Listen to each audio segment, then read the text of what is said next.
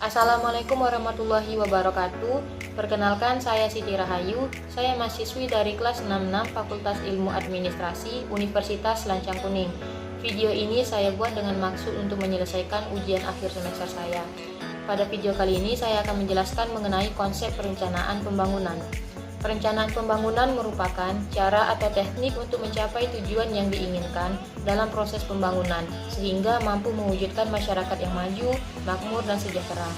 Menurut Arthur Lewis, tahun 1965 mendefinisikan perencanaan pembangunan sebagai suatu kumpulan kebijaksanaan dan program pembangunan untuk merangsang masyarakat dan swasta untuk menggunakan sumber daya yang tersedia lebih produktif.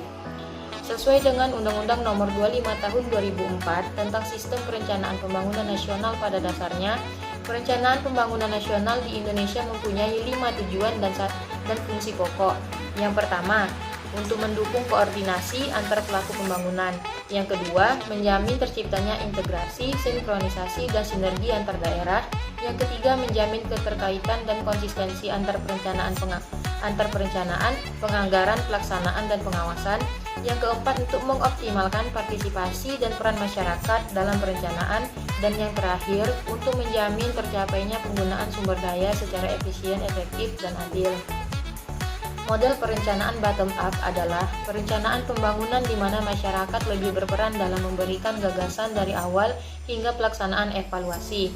Perencanaan dengan model bottom-up ini dilaksanakan secara kolektif, melibatkan unsur-unsur governance, mengandalkan persuasi, co-production, dan argumentasi bottom-up adalah efektivitas, kinerja, kearifan sosial, dan masyarakat diasumsikan sudah paham hak-hak dan apa yang mereka butuhkan.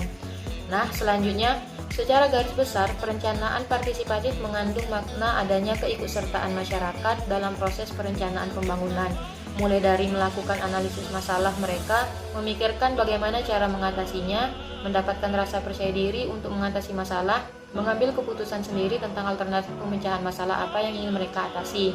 Contoh dari perencanaan pembangunan partisipatif ini adalah dibuatnya sumber air panas di Jalan Tirtonadi, Kecamatan Rumbai. Sumber air panas ini lebih sering dikenal dengan warga setempat dengan sebutan sumur bor. Sumur bor ini dibangun karena warga sering mengeluhkan tidak adanya sumber air bersih di daerah tersebut.